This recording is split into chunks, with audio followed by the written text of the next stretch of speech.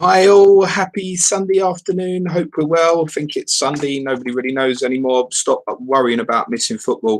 It would have been an international weekend, and therefore there wouldn't have been of any football of proper importance anyway. Scottish and Irish fans may disagree, but I think for the English in us, we wouldn't have really given a toss about friendlies with Italy and Denmark.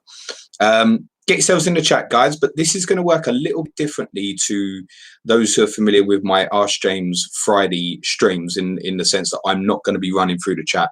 If I happen to glance and see something that I think is worthwhile shouting it out during the conversation, then that's what I'll do. But this is going to have some structure to it for a change.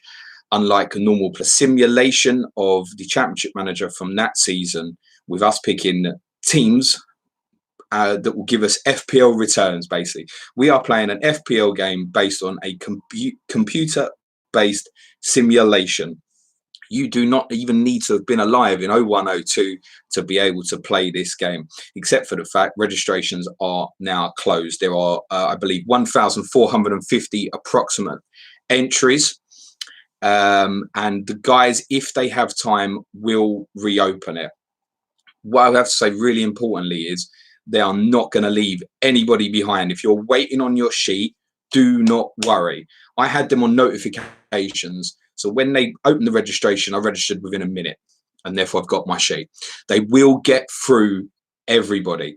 In terms of structure, what we're going to do is, in the first instance, I'm going to talk you through kind of registration for those who may not have seen the sheet, just to give you a little tip in terms of what to do, because I know a few people are worried that they can't hit a save button and are worried if their team's ready or not. Then we're going to talk you through what my team is. Then we're going to have a look at some fixtures for all the clubs, a run through from A to W, just to let you know impacts of potential blanks, doubles, who's got good start, who's got bad start, who's worth looking at, who's worth avoiding. My job on this podcast is not to go, you've got 8.5 player A, 8.5 player B, who should you choose? Because I will just be advising you straight to my squad, for example, and we've all got the same budget and the same choices. So my job is try and give you some information, and you can make your choices from there. One of the also things I'm going to do following look at fixtures is have a rundown of pretty much everybody who is a doubt for game week 1, which should also help you with your decision making. There's a few Twitter questions that I want to go through, because I did send a tweet out on Friday night / Saturday morning, because believe it or not, I did this for a whole hour by myself yesterday. Which I have to talk about. So I decided to do it, as I'm not going to convert this into an audio podcast. I decided to do it live on Twitter. So I had to set it up, all great, all cushy, and I spoke away for about an hour and 10 minutes, and nobody saw it. It wasn't till I finished and I saw the video was 45 seconds long. I was like, what? When I was doing it, I glanced up a couple of times and I could see, you get, if you've ever done it, you get like the hearts pop up, which is like people are liking it. So, okay, this is cool. And then there was one point where I looked, and in the bottom right-hand corner, it said 0. And I kind of hesitated, and I thought, does that mean no one's here? And I thought, surely somebody must be watching this. It can't be that bad. And then right at that moment, it pops up FPL General has joined, who's one of the biggest accounts on Twitter. And I thought, oh, great, wicked. So there must be people in it. Crack on, James. Don't worry about it. And then, yeah, as soon as I finished, I realised it was it had gone to pot. I'm going to do it slightly differently for myself. So in the first instance, setup. Keep an eye on your emails, guys, for those who have not got their sheets as yet. I don't know if you can see this, but essentially you probably can't very well. That's kind of going to be your main page, is going to look a little bit like that. You can't see the detail. I can see that. But basically in the top, and this is what's really important, you'll have game week 1 deadline, which at the moment says to be confirmed. On that note, by the way, as I said, they're not going to leave anybody behind. I don't think we're going to be starting until about Wednesday. That's my instinct. I mean, that's probably the earliest we're looking at. I wouldn't be surprised if we end up going until next Saturday. I've spoke to like Andy Martin a few times, said make sure you get it right. While we're on that, obviously a shout out to the guys. Andy Martin, friend of the show, future Leeds correspondent, FPL_tactician, simple_goal, and James Alapra. And I hope I've pronounced that correct, James. I can see Goal and James are in the chat. That's great, guys. So you might want to ask them some questions in the chat while we're going, and those two guys might be able to help you out a little bit. And friend of the show, Rob Pick, who's doing great work for the Scout. The 4 of them, and obviously particularly the 3 guys are set up, astonishing. It started from a throwaway comment on Twitter, I believe, and the three of them have just dived headlong into it. And from this, we've got things like this. You've got a little bit of entertainment. Even if you don't think this is the entertainment, the game will be your entertainment. They're aiming for 2 game weeks per week. So this should run on for 19 weeks. And guys, there is every chance we got no Premier League football for 19 weeks. Let's be serious about that. Me and Sudge will be talking about that a little bit tomorrow. So when you get your setup, at the top, you'll have your team name. Game week 1, at the moment, it's just to be confirmed. Now, this is the important things to notice is then you've got formation, then you've got chip and a drop down. Now, no one's going to be using the chip in game week 1, so you can just ignore that. Then tells you your team value. So, for example, mine is 99.5 million, so I'm leaving 0.5 in the bank. And then the key one is the one on the right. It says points 0, and then underneath it should say valid team. If it says valid team, your team is valid. You don't need to keep the sheet open. It is saved. Just close it. You can leave it open if you're desperate and you're that panicked. But if it says valid team, you just shut it down. You're absolutely fine. I've shut it down, reopened it. I'm in exactly the same place. The guys will be able to pull all the data from that. If it doesn't say valid team, something is wrong with your team. That could be that you have 4 players from the same club, for example, or you haven't selected the right amount of players. So same setup as FPL, 2 goalkeepers, 5 defenders, 5 midfielders, 3 forwards. Something is wrong. Check your team. Or perhaps you may not have selected your captain or your starting 11. So what you'll get is drop downs to be able to pick your first 15 players. You can probably, if I hold it still enough, you can probably just about see, and don't worry, I'm not hiding it. I will go through this team.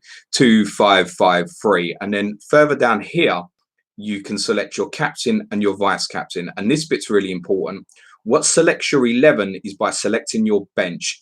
So you select there your order of your bench, sub goalkeeper, sub 1, sub 2, sub 3. The sheet and the system is then clever enough to understand what your 11 is. And then from there, when you look back up, you'll have the word start next to your 11 starters. And that should give you a valid team. Also shows you to the right-hand side here who your opponents are in the game week for your individual players. So quite a few greens there for me game week 1, but I suspect there will be for a lot of people. The only other thing on that sheet at the moment that's available data is a list of all the players. They are available in price order. So it's goalkeepers from top priced down to the lowest, then defenders. That's all on one page, dragged down every single listed player.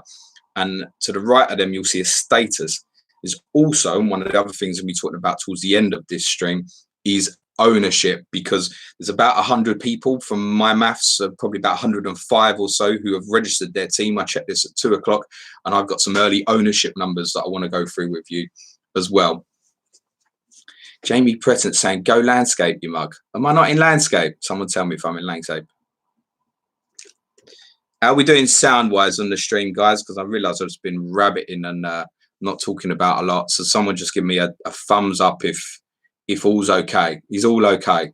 Because I'm a bit paranoid after yesterday. Thank you, Mac Morrison. I was waiting on that. I was getting a little bit worried. Right. What I want to do now is go through fixtures for a lot of the clubs. So I'm going to go through this from A to W. Thanks for the guys all saying okay. And as I go through this, I'm going to mention obviously good fixtures, bad fixtures, and do a little bit on blank stubbles as well. Chip strategy, no right or wrong. Play it your way. A few people did some stuff looking into me last night. FPL Oakwell, and apologies, someone else who looked for me who had run their own simulations. They seemed to find that the most amount of teams doubling in a double game week that they could find were three games to 6 teams. So if we get a double game week where there's 3 fixtures or 6 teams with a double, I think go for it. That's looking like the most you'll get. Can't see any circumstance where you're going to be looking at more than 8. Really unlikely.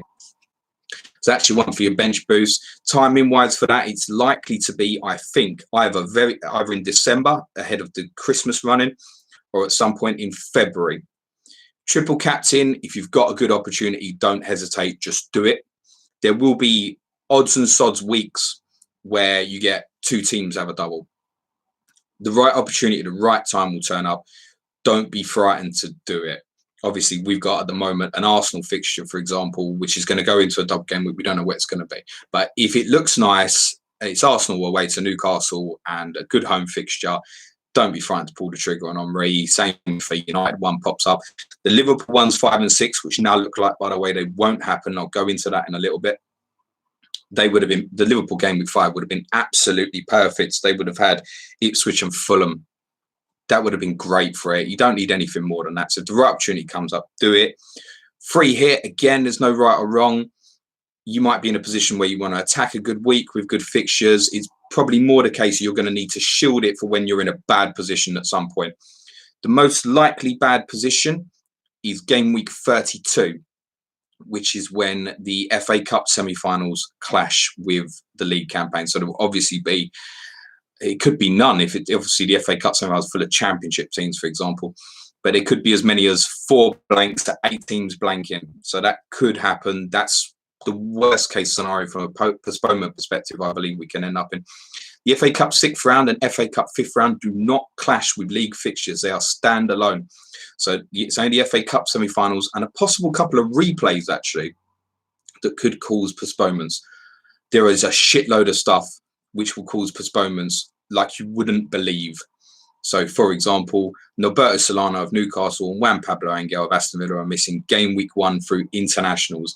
Premier League games can be postponed if, for example, there's certain weeks where there's African internationals. If there's a team that has 3 African players, I think West Ham might be one, for example, and they all go and play, West Ham will get a postponement. These sort of things you need to be cautious of. It will spring on you without notice, and the rearrangement of games could spring on you very quickly as well.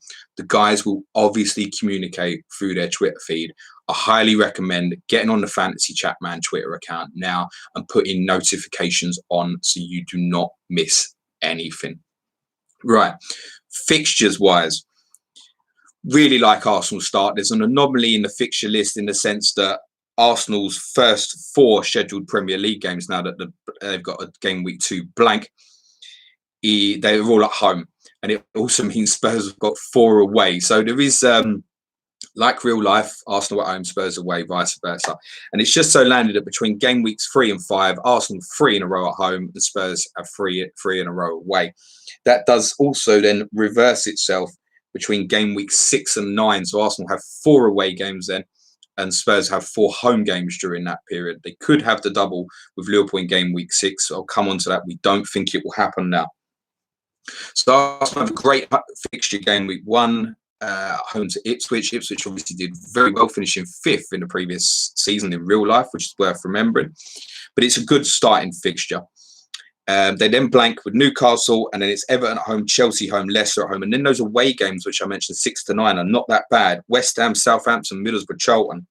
It's not scary. They play Leeds at home in game week 10. And I think they don't play, it's Manchester United till game week 19 and Liverpool till game week 22.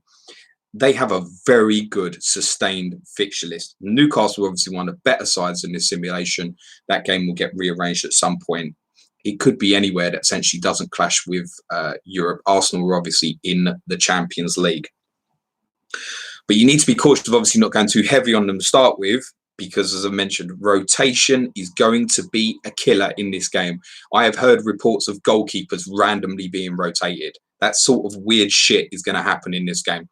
So it's really important for me that you have a full set of playing substitutes, or at least cover 4 blanks. So, for example, with Arsenal and Newcastle blanking in game week 2, I have 1 Arsenal asset, 1 Newcastle asset. That's all I have blanking. Liverpool and Tottenham also blanking game week 2, so I have no ownership from them other than substitute goalkeeper. So I think it's attack Henry or something else to start with, and then move back into them game week 3 or 4. I think a lot of people are already thinking about turn of runs for Liverpool and Arsenal, thinking about an early wild card. That's absolutely fine if you need to fire these guys in sort of like game week 4, for example. You can fire back into Arsenal game week 3, wild card game week 4 to add extra of Arsenal and a trio of Liverpool if that's what you want to do. Aston Villa, I think, have a good start. 3 of the first 5 are away from home. But West Ham away, Derby at home, Charlton away, Blackburn away, Sunderland at home is nice, I think. Blackburn's also not too bad. Start with a very good game week 1 fixture at home to Fulham.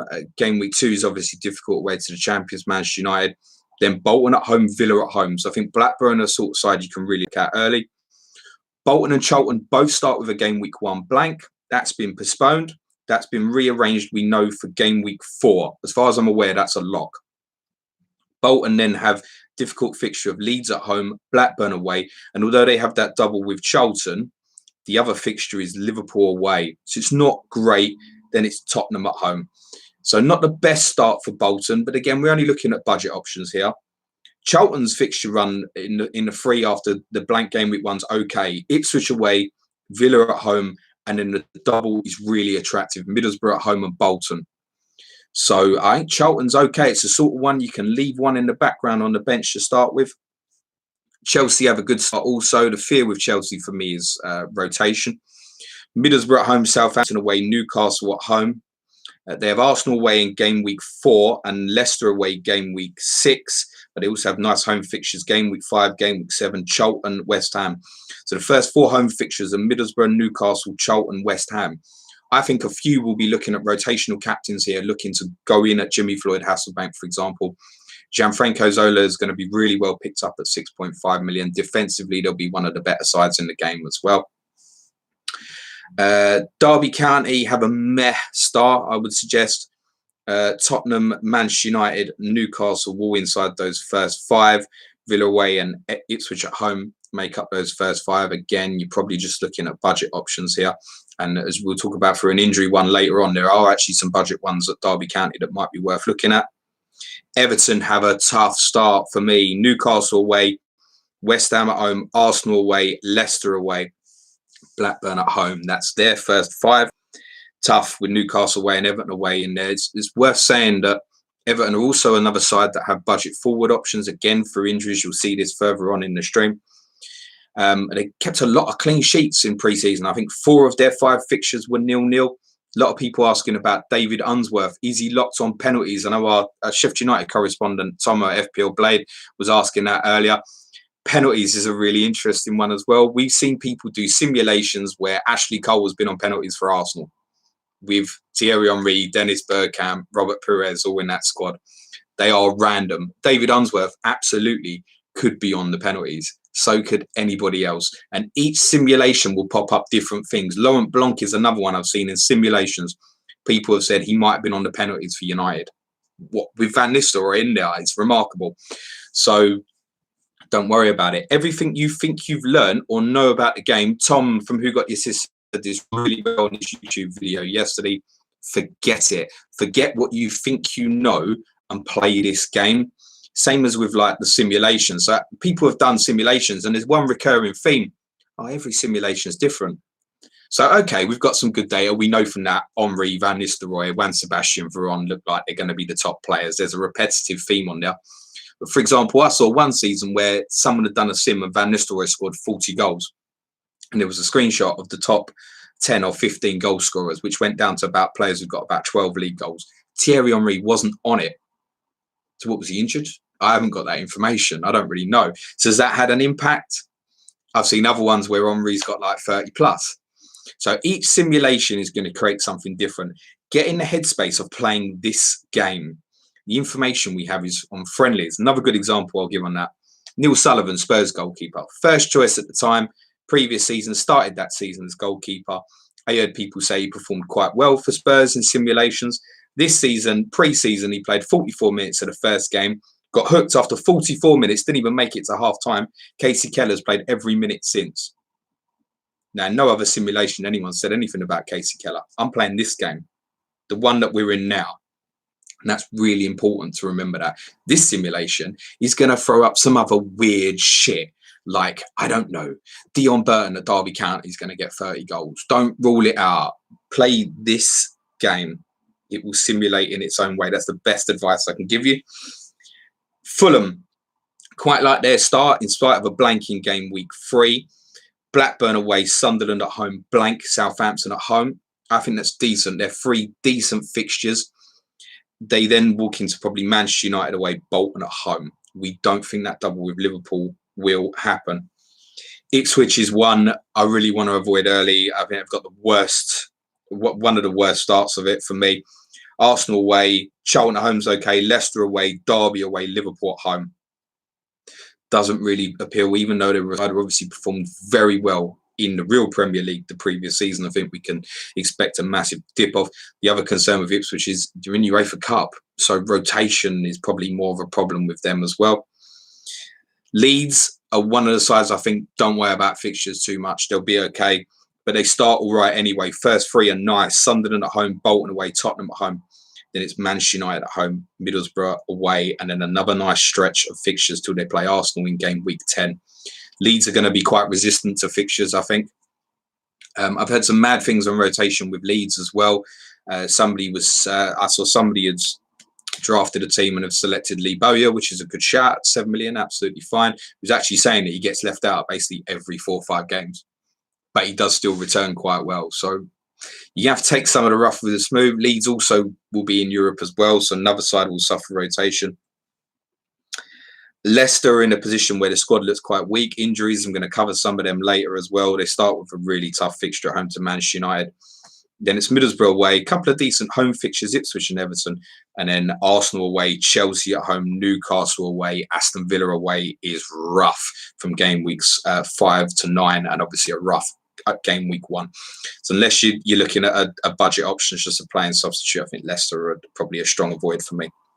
And let's come on to Liverpool because it's really interesting. To start with Southampton at home and then have 2 blanks. Do you take the gamble to get one in and fire them straight out, or are you prepared to leave them on the bench for the 2 weeks, which then probably means you can't have too much of Arsenal at the start either? You also need to obviously be conscious of Newcastle, Tottenham. To repeat, Charlton and Bolton blank in game week 1.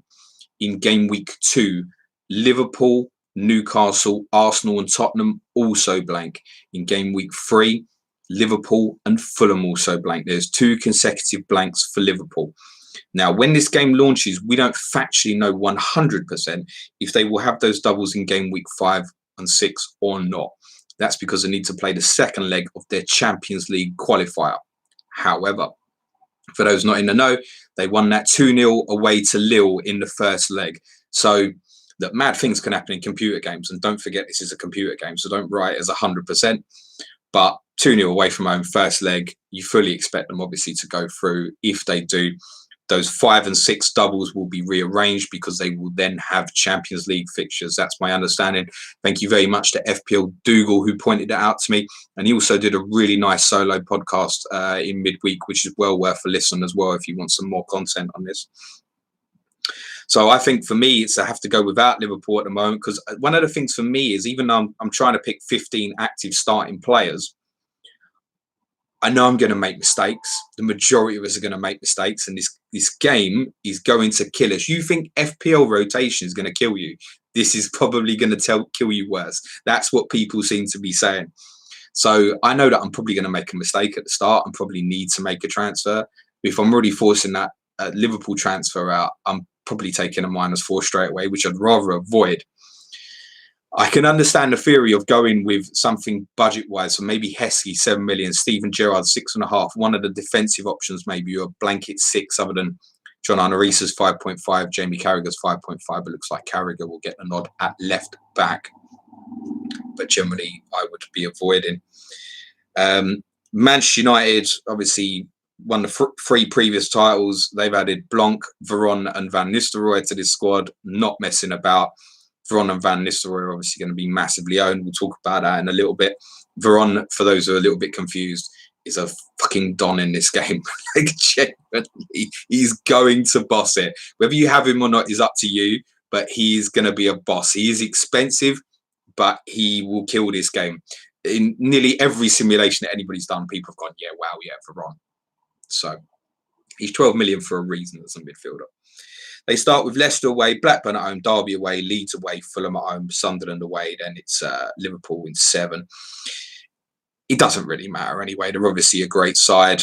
You can look all through them. It's entirely up to you how hard you hit it or don't hit it. I suggest you have to hit it in some place.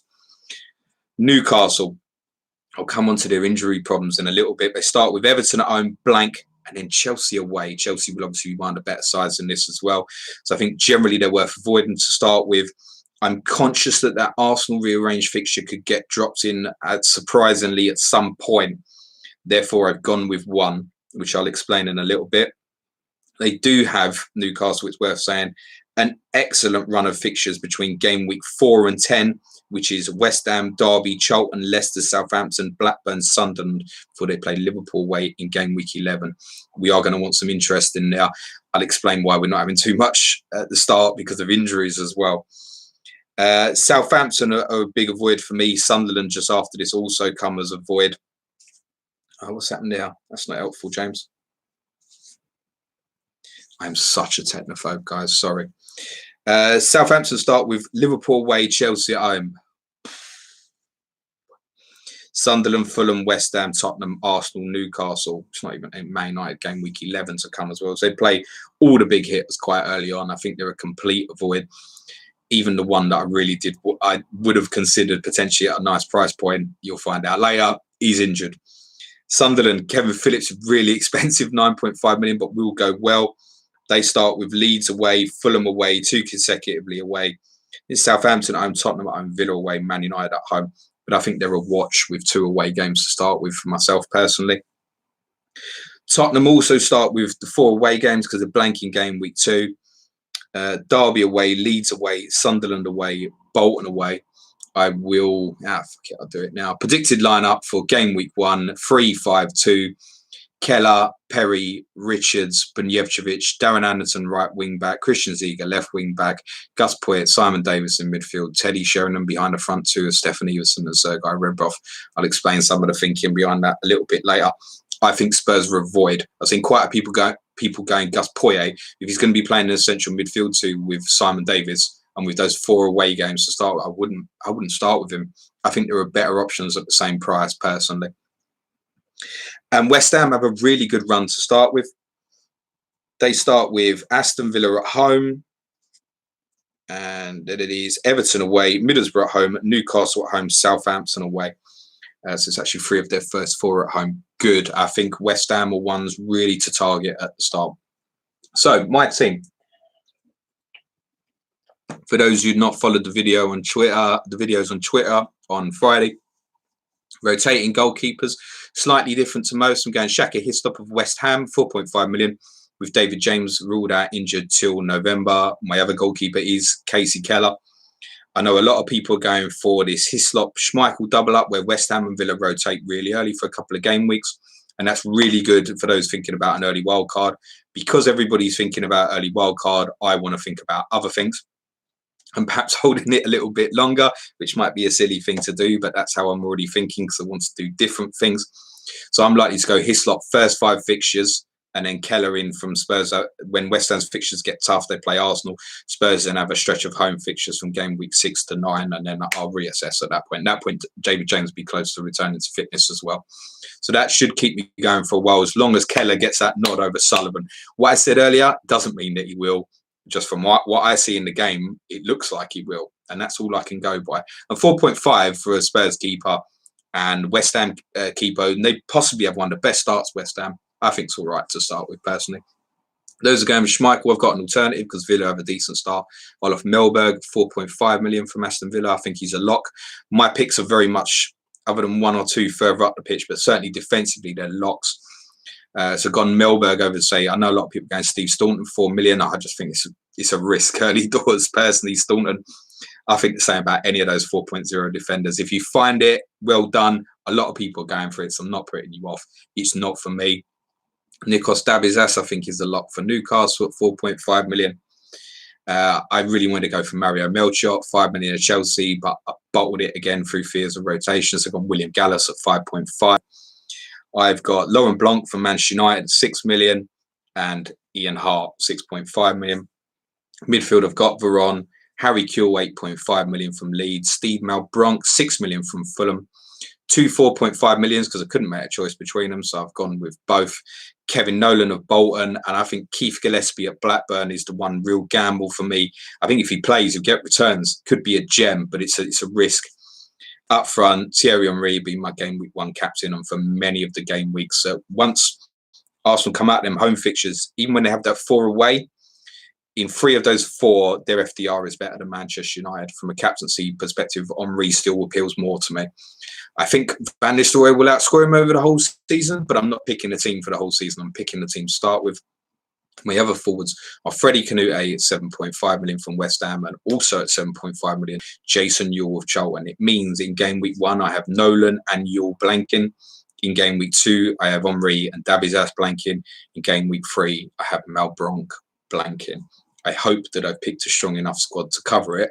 I'm probably not going to know till I get beyond those game week 1 fixtures, but I'm happy to make a transfer in game week 2 if necessary. I really like Charlton's double in game week 4, as I'd mentioned earlier, but it's a period where I really want to be finding the money to go into Arsenal and Liverpool, I think. So I really want that Charlton player already sitting there. Whether I captain you or not probably depends on how he performs game week 2 or 3. I would have no hesitation sticking with Thierry Henry for that game week personally. Right, injuries, because I said I'd cover them, and I think what a lot of people who haven't got their sheets yet will be doing is hunting through friendlies and tweets from the Fancy Chapman account and finding what they can find there. For those who've got the sheets already, if you go to players, you can see the status for every single player. But I know people obviously want to be working out their team now, so I want to give you a status of everything that I've got listed down, basically, bar a couple of extremely budget options that I don't think anybody would be considering anyway. So 3 goalkeepers to speak of. Richard Wright, he's injured till August the 28th. He's 6 million, and he may well get the shirt back off David Seaman when he's fit. But a few are going to start with David Seaman at 5 million. That's understandable and fine. Kelly at Blackburn, who's the 5 million goalkeeper, has gone on loan until October, which, as far as I can see, leaves Brad Friedel at 4.5 as the only available goalkeeper for Blackburn. So it's possible there may even be a 4 or another 4.5 million goalkeeper added from Blackburn once the guys know who it's going to be. And as already mentioned, David James, 5 million, is injured till November. So Shaka Hislop will likely get the shirt. I think quite a few people are going to be going Hislop and Bywater. I'm against this sort of strategy because what I've already said about postponements coming in your face, and West Ham do have a few African players, which I'd be cautious about. But obviously, if a goalkeeper gets rotated, you should have the other one. So it goes both ways. A few defenders to speak of. Babiara at Chelsea misses the first game week for internationals. Graham Lasso's 4.5 million will get a start. Probably if Chelsea start a back 4, but not if they use a back 5. I've seen Lasso at 4.5 million in quite a few teams. Lee Dixon is 5 million. Probably would have been understudied to Lauren anyway at Arsenal. Lauren is 6 million. He's out till September. The Carbonari, I think, is Derby's most expensive December defender. Is 90% fit. I asked our friends, Simple Goal, what that meant, 90% fit. He basically said, take it as they are 50-50 to play. On other injuries, when you've got these dates like Dixon out till September the 13th. Lucas Radaby is 5 million. He's out till September the 3rd, which potentially means start for Jonathan Woodgate at 4.5 million. A budget option start, perhaps, or obviously cheaper in comparison, say Ian Hart, 6.5, Rio Ferdinand, 5.5. Emerson Sunderland's out till the same date, September the 3rd. Spurs have also sold Maurizio Tirico to Ipswich, which means Christian Ziga's pretty much a lock on that left-hand side because Ben Thatcher is also injured, 4.5 million. Ben Thatcher is out until September as well. So not as long as Stephen Carr, but certainly to start with, Ziga at left wing back, at 5.5 million is a lock. Spurs will almost definitely play a back 3. In the friendlies, they'd utilise Darren Anderson mainly at right wing back. That's why I think he'll play there. Taylor is 4.5 million. He's injured at Blackburn, and so too is Bjornaby and Grayson. So I had a little look at Blackburn defensively because their fixtures aren't too bad. It could be some sort of budget here, actually. Henningberg's 5 million, but other than that, they've got Curtis Neil Brooms, or I don't know who that is, 4.5. Craig Shaw is 4.0. He's only from that area, so that's one to keep an eye on. Kishishev of Charlton is out till mid-October, which probably means Luke Young at 4.5 million is a bit of a lock at right back. Chris Coleman, now of Wales management. Oh, no, it's Ryan Giggs now, isn't it? Former Wales management, sorry. He's out for the majority of the season. He's out till March. Fulham are low on numbers. I noted Andy Melville at 4 million. They only have 4 other listed defenders as far as I could see.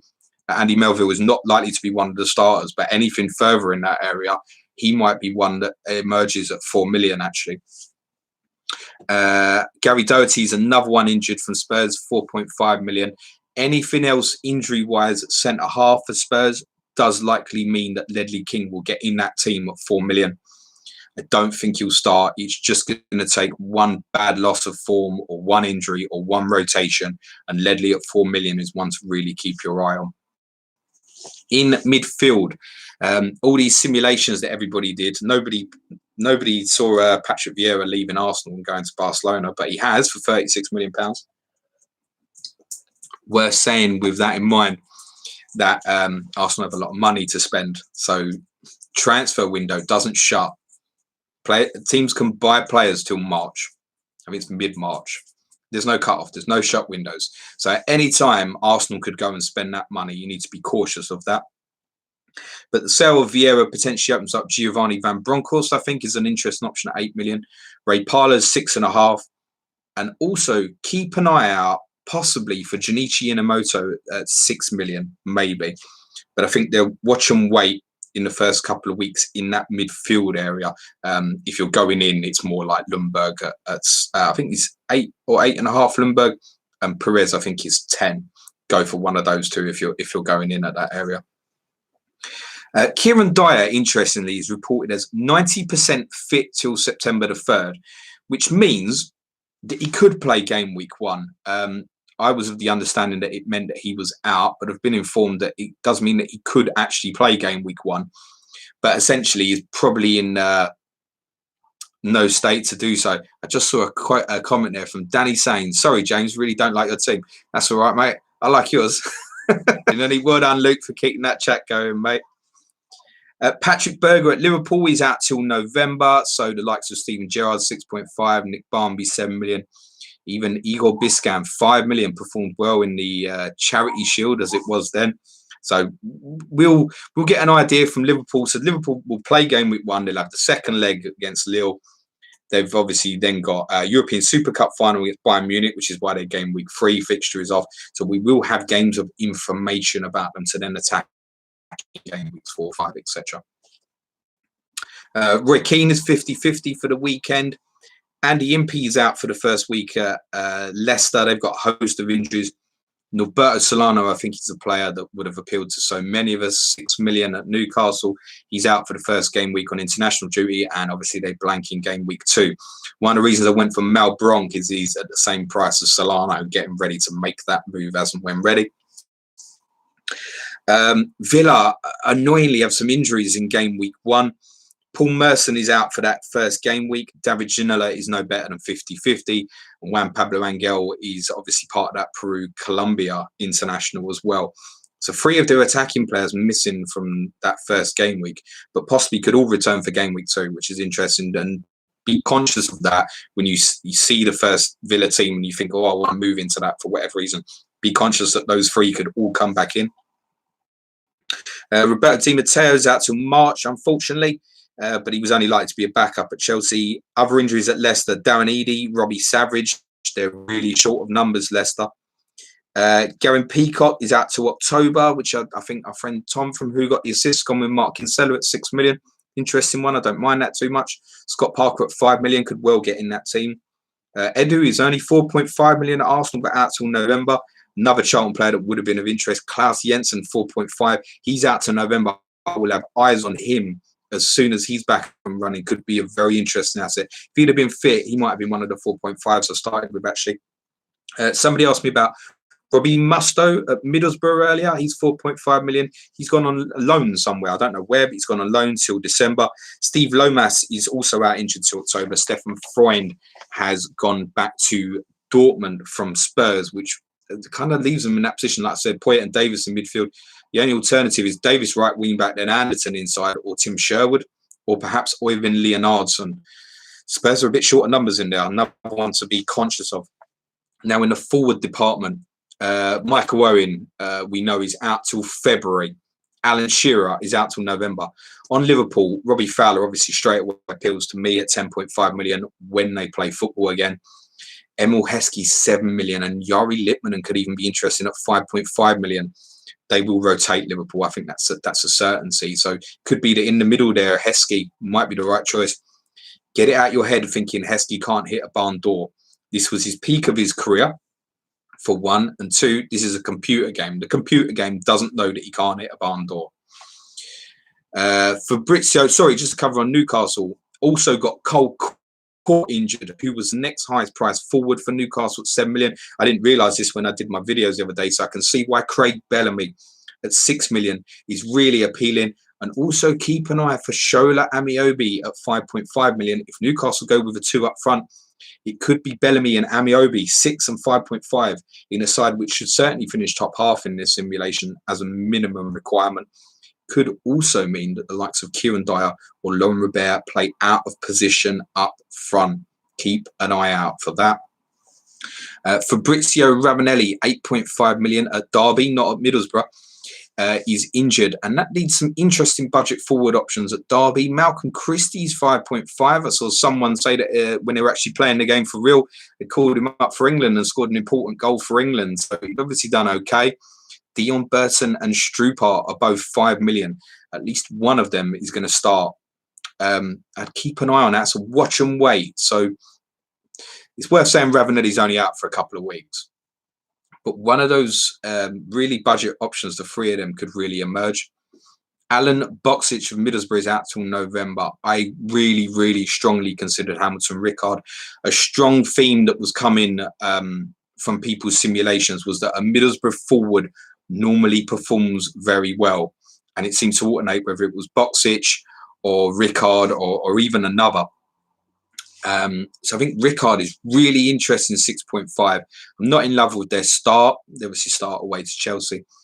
Glenn Whelan is the same price at 6.5 million, but I've really, really got my eye on Rickard. That's not a move that I'm scared to go to. If obviously I can come down from Canute or Jason Yule to that price. And the fact that he's out longer than, say, Ravanelli makes them more appealing, even though they are slightly more than, say, the Derby assets. Another club that's going to start with budget forwards is Everton. Thomas Rosiński, 6.5. He's out to October. They've got 5 million forwards. Moore, I think the American fellow, if I remember correct, Maxi Moore, Duncan Ferguson, and Kevin Campbell. At least one of those is likely to start the season. Just a note on Newcastle, I missed off my notes as well. Obviously, if anything happens to Bellamy and Amiobi, Lamana Luar is only 4.5, and he could see some minutes as well. So Everton could start with 1 or 2 5 million forwards, so another one to watch closely early on. Michael Bridges also out to October. He was likely probably 4th choice as forward, but it does ease the burden on rotation for Viduka, Robbie Keane, and Alan Smith is 7 million. So Smith's the most likely to put the pressure on. I think for those looking at Robbie Keane and Viduka, it's just a little bit more security to go, okay, this is all right. Adi Akinbaye is Leicester's star striker. You're beginning to know now why I think they're in trouble. He's only out for the first game week. Dean Sturridge, 5.5 million, could be of interest. Jermaine Defoe is out till November, which makes certainly Freddie Canute and Paolo Di Canio at 7.5 and 8 million respectively a lot safer. Their main challenger will be the brilliantly named Titi Camara at 6 million.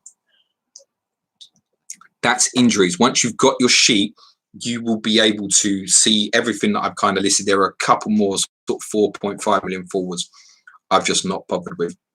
Now, one of the things, once you'll be able to log into the game, is you'll be able to see ownership running live. So I think there's about 100 people who have submitted their teams so far, which I am one.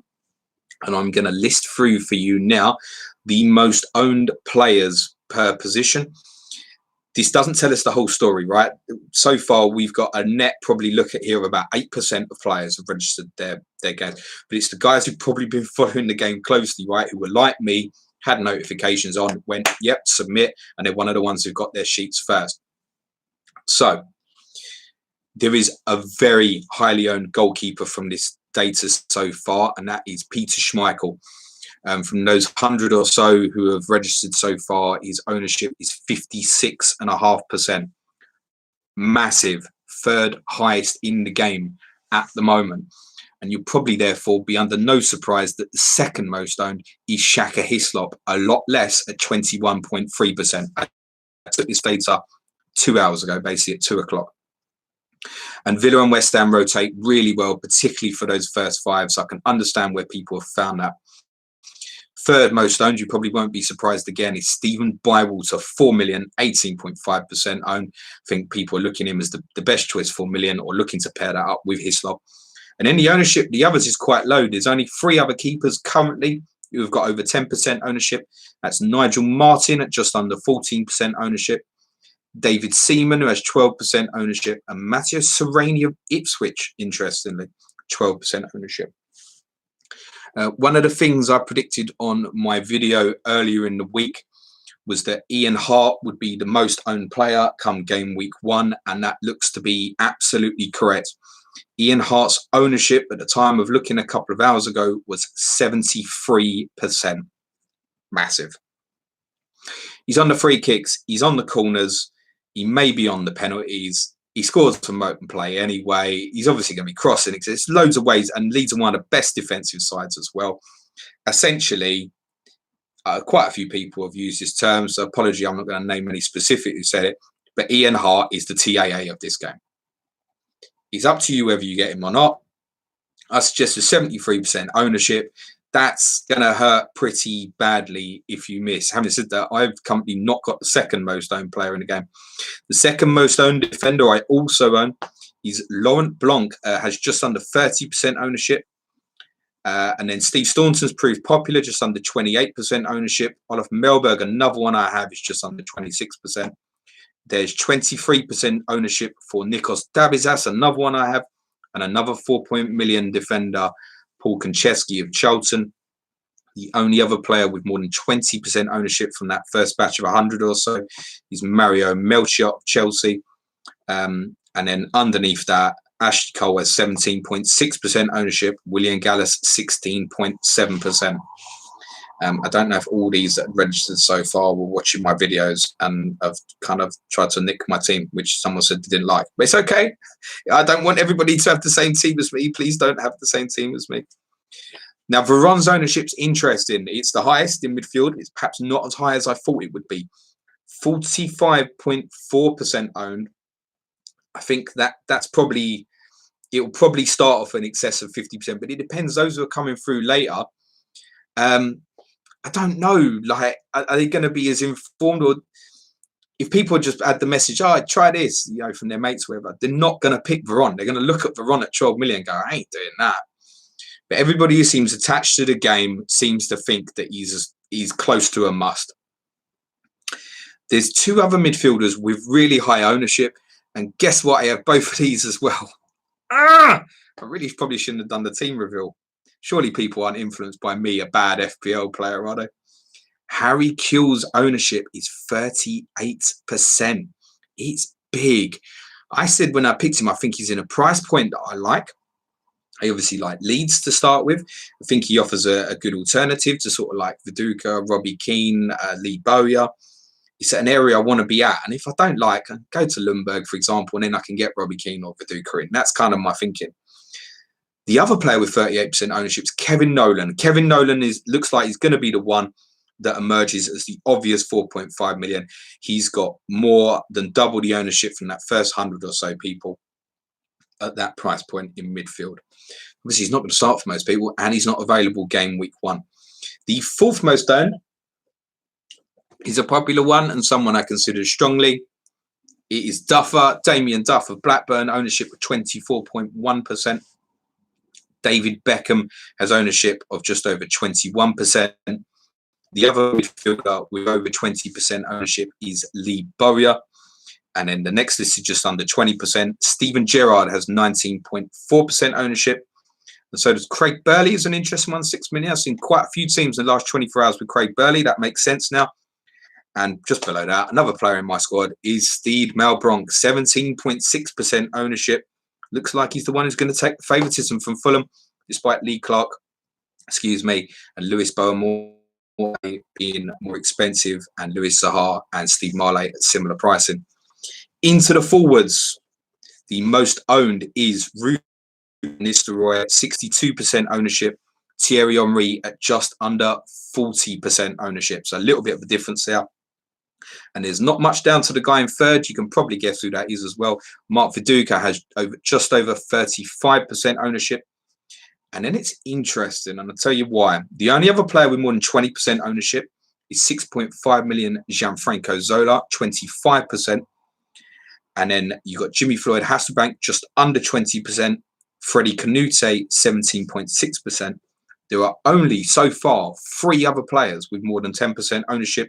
They are Craig Bellamy, Robbie Keane, and Lewis Sahar. So, from that, I would say differential-wise, in the midfield area, if that's where you want to target your differentials, that is what I would read from that.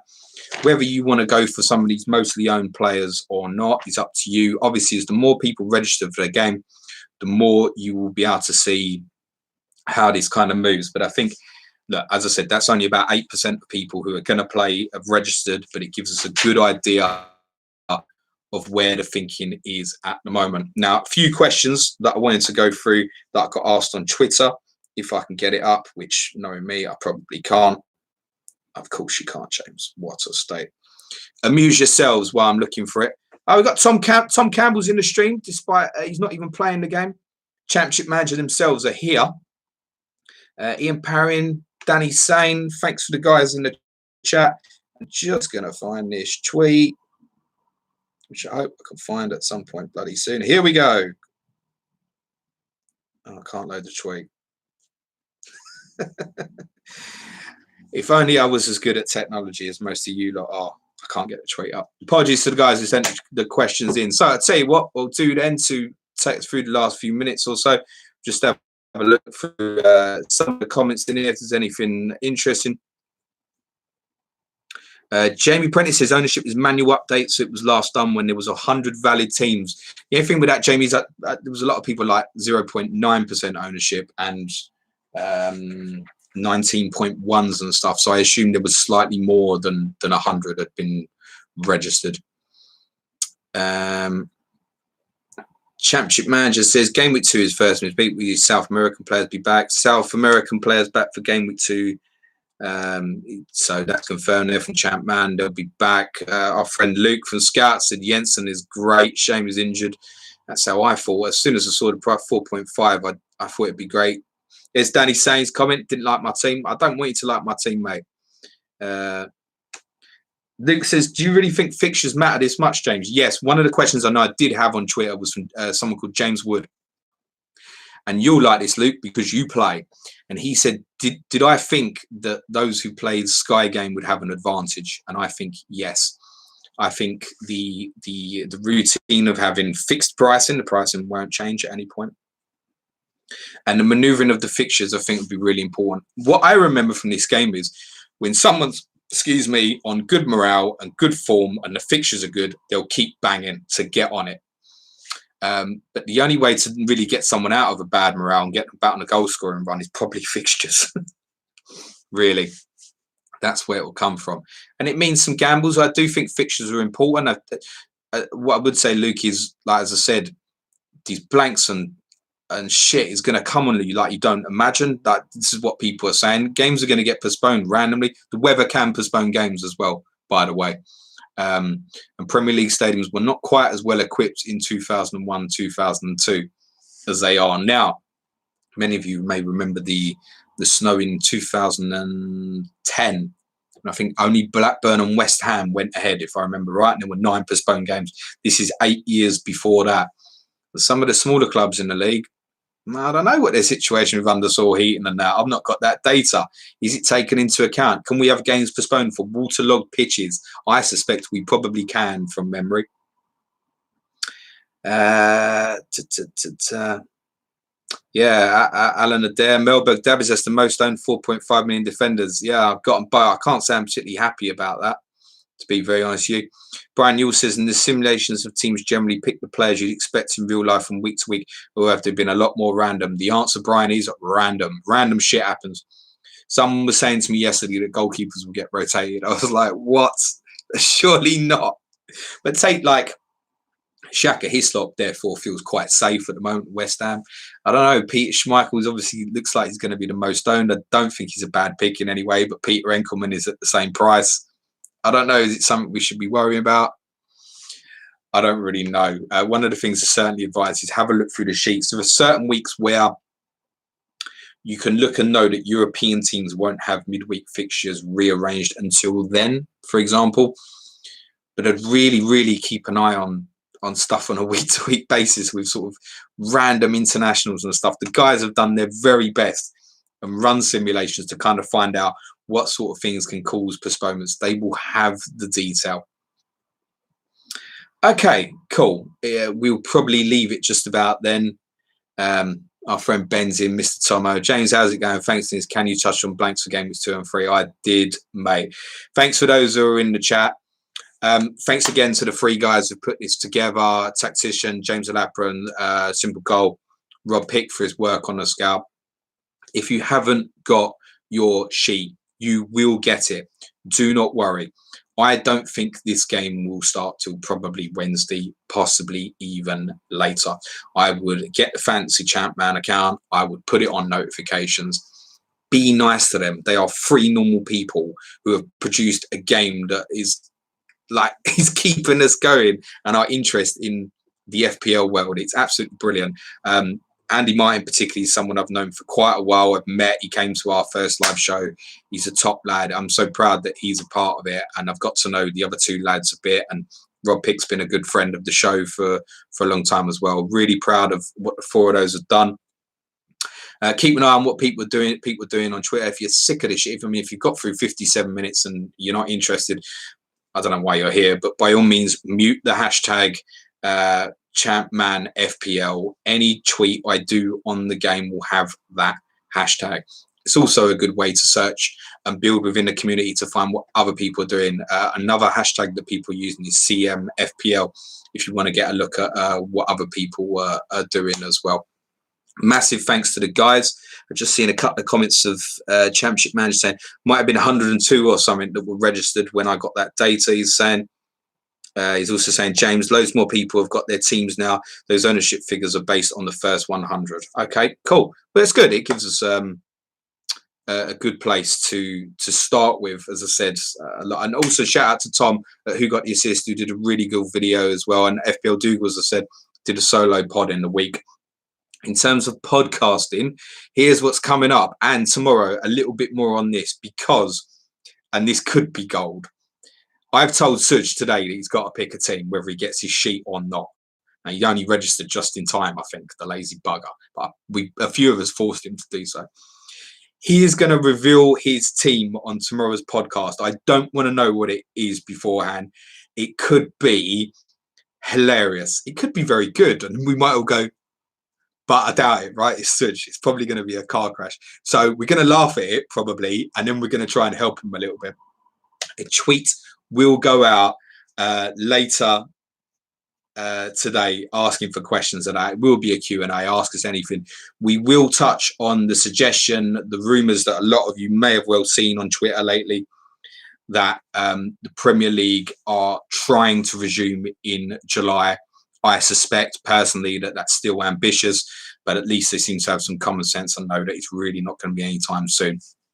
There is a desperation within football to finish this current Premier League season. I believe that is the right play no matter when it is, even though it won't benefit my football club. And the best thing would be something being expunged, which is our new favourite word. The People's Poll. Go to my Twitter handle now, please, guys. Planet FPL Pod. The People's Poll is now live for the next 5 hours. It is a best 11. We're going to be picking our best 11s from. There are 4 possible options for that.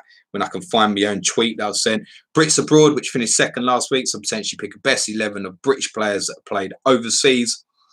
One club, Premier League men, so a team of loyal servants, and we've set a minimum requirement that they have to have been with the club for at least 10 years, and they can't have played for another Premier League club. So, for example, Steven Gerrard played for LA Galaxy. That's okay. He'll be in this team, won't he? We know that. Spoiler. The other options are a best ever Premier League team, but with no Europeans, so only from North America, South America, Oceania, Asia, and Africa. A best ever Premier League 11 without any European players. And the final one is a team who have crossed the London divide, so a best 11 of players to have played for at least 2 London clubs in the Premier League. That poll is now live for the next 5 hours. That will be Tuesday. Wednesday quiz will be themed on the FA Cup from 2010 to now. So it will be the last decade, anything on the FA Cup in the last 10 years or so. So if you want to swat up on your shit for that, that is Wednesday's quiz. The Wednesday after, by the way, I got a big surprise for that quiz. And Thursday throwback is going to be on Norwich City. Following on from our review of Leeds United win the title in 91-92, we decided to look at that first Premier League season when Norwich City so nearly won the title and finished third with a minus goal difference. And then just happened to draw Bayern Munich in the UEFA Cup the following year and won in the Olympia Stadium, and also played Inter Milan on that run as well before Mike Walker left for Everton and things went a bit sour. So when we look at Norwich City, a few years there, our friend, our Norwich correspondent at FPL Badger will love that. And if you know any Norwich people, tell them we're doing that on Thursday. Friday will be Ask James.